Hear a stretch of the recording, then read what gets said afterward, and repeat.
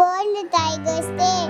Imagine a world when the jungle goes completely silent.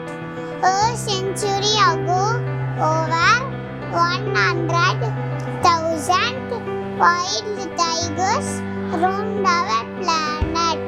Today, that number has been cut down to just around 5,500. Where did they go? July 29th is World Tiger Day. A day created to stop this magnificent big cat from going completely extinct. They face reckless poaching, habitat loss, and climate change. But here is what most people don't realize: losing tiger is not as bad for wildlife. It is dangerous for us.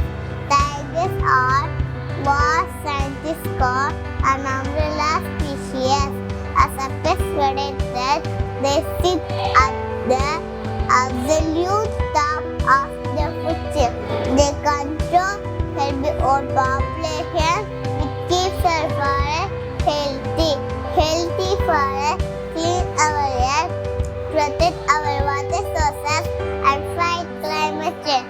When you save a single tiger, you protect 35,000 acres of forest ecosystem, but there is hope. Thanks to massive conservation efforts like Project Tiger, nations are fighting back.